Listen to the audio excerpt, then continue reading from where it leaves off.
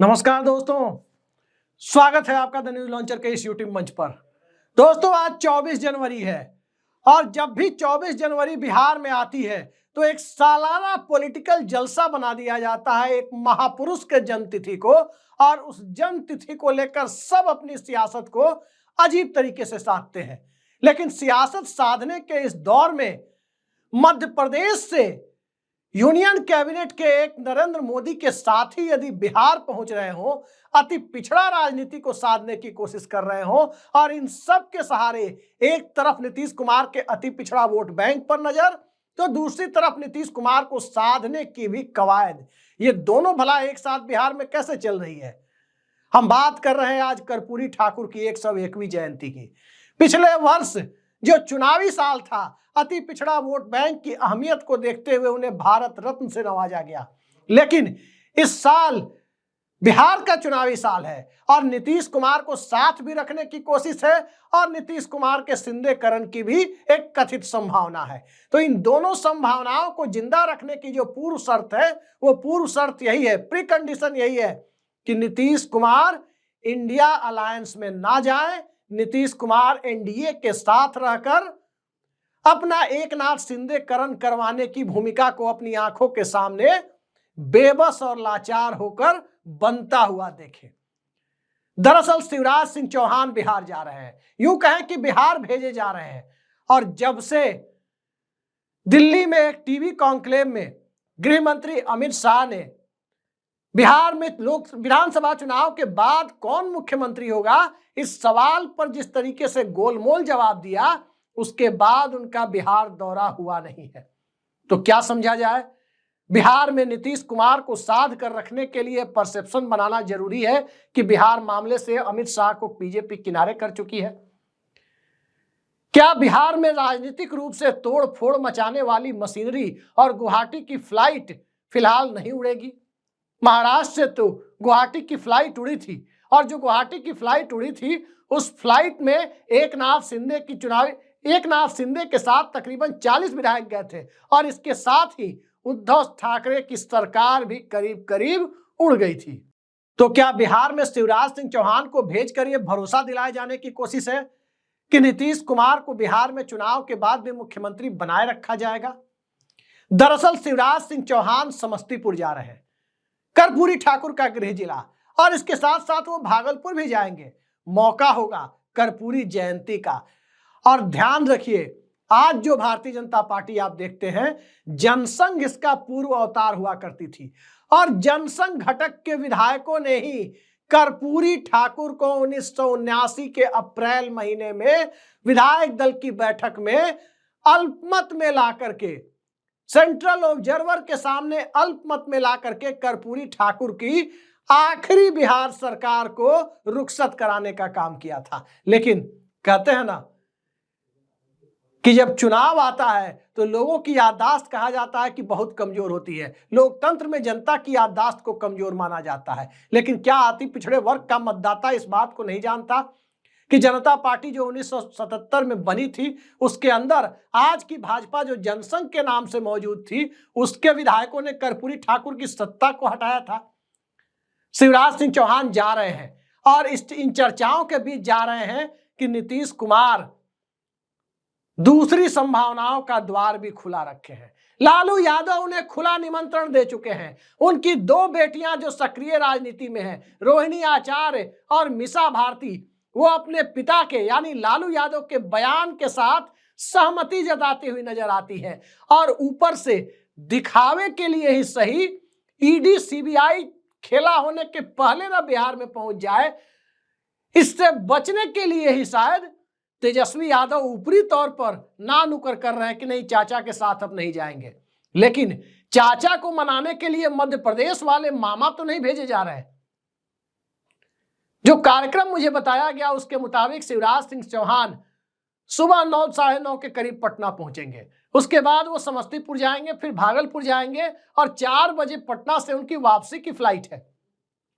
सवाल तो यही है कि भागलपुर शिवराज सिंह चौहान जब जाएंगे तो नरेंद्र मोदी सरकार पर भी एक सवाल उठेगा कि आखिर अंग प्रदेश की पारंपरिक राजधानी भागलपुर का एयरपोर्ट नरेंद्र मोदी के शासनकाल में 10 साल के शासनकाल में चालू क्यों नहीं हुआ? लगातार लोग वहां से सांसद बनते रहे। शाहनवाज हुसैन से लेकर एनडीए के लोग ही लगातार जीत रहे हैं। 2004 में सुशील मोदी तक वहां से जीते थे, लेकिन शिवराज सिंह चौहान को भागलपुर से वापस किसी हेलीकॉप्टर से पटना आना होगा और तब पटना से वो दिल्ली की फ्लाइट पकड़ेंगे। लेकिन इस दरमियान क्या बिहार के मुख्यमंत्री नीतीश कुमार से कोई मुलाकात होगी? अगर नीतीश कुमार से उनकी मुलाकात होती है तो तय मानिए कि नरेंद्र मोदी के दूत के तौर पर, यूं कहें कि आखिरी दूत के तौर पर मृदुभाषी शिवराज सिंह चौहान को भेजा जा रहा है। आपने पिछले दिनों उनका एक फुटेज देखा होगा, भोपाल के हमीदिया कॉलेज में जहां वो पढ़े थे। एहसान मेरे दिल पे तुम्हारा है दोस्तों, ये दिल तुम्हारे प्यार का मारा है दोस्तों, यही गा रहे थे। लेकिन क्या नीतीश कुमार का दिल भारतीय जनता पार्टी के प्यार का मारा है?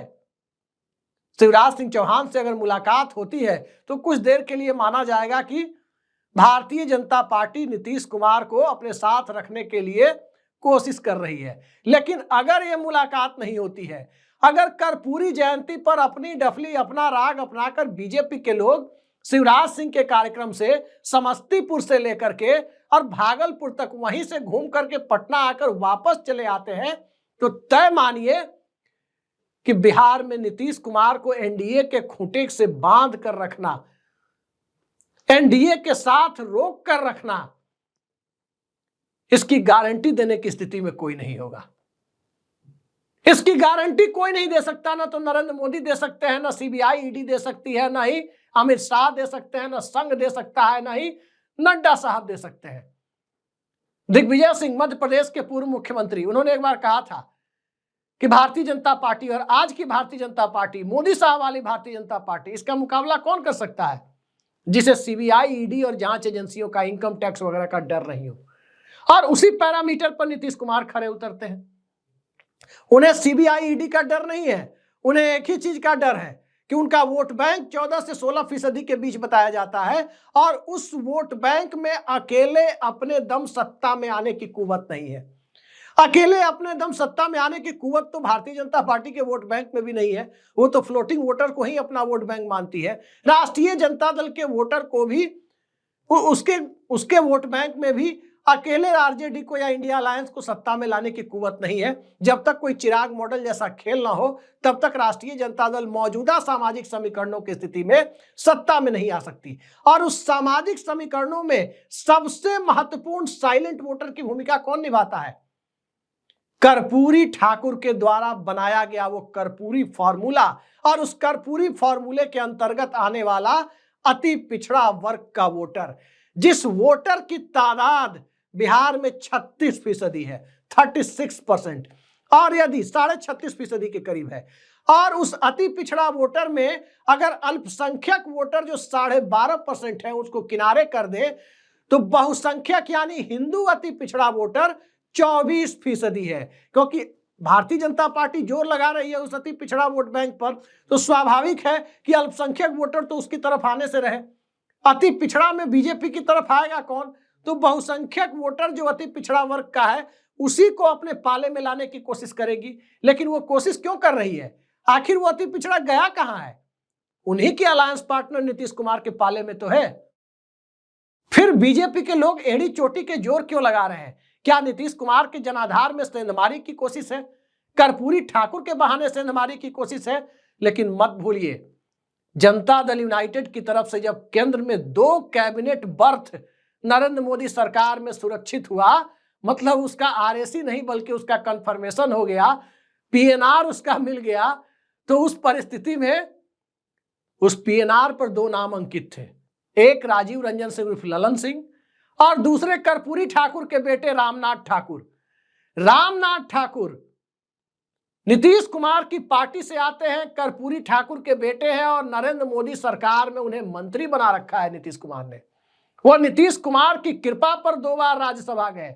नीतीश कुमार ने पंचायतों में अति पिछड़ा वर्ग को सशक्तिकरण करने का काम किया और उन्हें आरक्षण देने का काम किया। कर्पूरी ठाकुर ने दरअसल जो फॉर्मूला बनाया था कि पिछड़ा के अंदर कोटा विद इन कोटा, यानी पिछड़े वर्ग के अंदर अति पिछड़ा वर्ग का चुनाव और उसे अलग से आरक्षण सरकारी नौकरियों में देना, वही अति पिछड़ा वर्ग के आरक्षण का विस्तार नीतीश कुमार ने पंचायतों में किया, लोकल बॉडीज में किया, अर्बन लोकल बॉडीज में। क्योंकि अति पिछड़ा वर्ग के लोग कोई दबंग पिछड़ा या सवर्ण वोटर की तरह, जैसे यादव, कुर्मी, कुशवाहा, वैश्य, जायसवाल या फिर जो ब्राह्मण, राजपूत, भूमिहार, कायस्थ वगैरह जो वोटर हैं, इनकी तरह से वो स्वाभाविक तौर पर चुनकर नहीं आ पाते थे।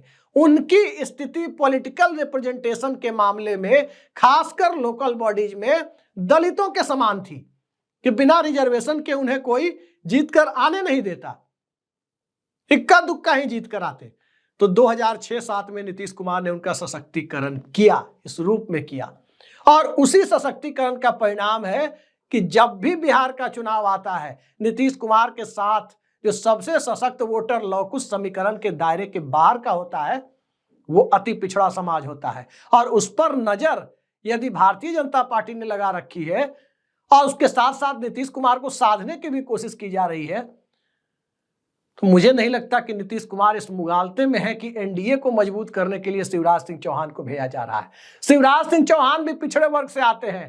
तकरीबन 2006 से लेकर 2023 तक 17 सालों में 15 महीने हटा दें तो शिवराज सिंह चौहान तकरीबन 16 साल तक मध्य प्रदेश के मुख्यमंत्री रहे, लेकिन मध्य प्रदेश में पिछड़ों के अंदर अति पिछड़ा का कोटा देने का काम नहीं किया।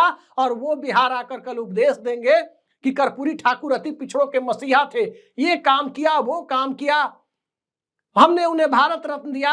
अरे कर्पूरी ठाकुर को असली भारत रत्न तब होता जब नरेंद्र मोदी सरकार रोहिणी कमीशन की रिपोर्ट जो केंद्र में अति पिछड़ों की पहचान के लिए बनाई, उस रिपोर्ट को लागू करती। कर्पूरी ठाकुर को असली भारत रत्न और सच्ची श्रद्धांजलि तब होती जब 16 साल नरेंद्र मोदी मुख्यमंत्री रहे, 12 साल नरेंद्र मोदी गुजरात में मुख्यमंत्री रहे, 16 साल शिवराज सिंह चौहान मध्य प्रदेश में मुख्यमंत्री रहे, या फिर उत्तर प्रदेश में राघवेंद्र सिंह कमेटी बनाई भाजपा सरकार ने योगी आदित्यनाथ की सरकार में। अब तक अति पिछड़ों के लिए कोटा विद इन कोटा यानी कर्पूरी फॉर्मूला लागू नहीं हुआ। तो जयंती पर आकर गुणगान करना और ये सारे काम करना और ऊपर से नीतीश कुमार को भी मुगालते में रखने की कोशिश की हम तो आपके वोट बैंक को बढ़ाने आए हैं, मुझे नहीं लगता कि सियासत में कोई इतना आज की तारीख में नादान हो सकता है। सियासत में कोई नादान होगा कल्पना से परे है, लेकिन नादानी और बेताबी इन दोनों के बीच भारतीय जनता पार्टी और जनता दल यूनाइटेड की सियासत तय होनी है। अब देखना है कौन नादान है और कौन बेताब है, कल इसकी पहली झलक मिलेगी। आज के लिए इतना ही, नमस्कार।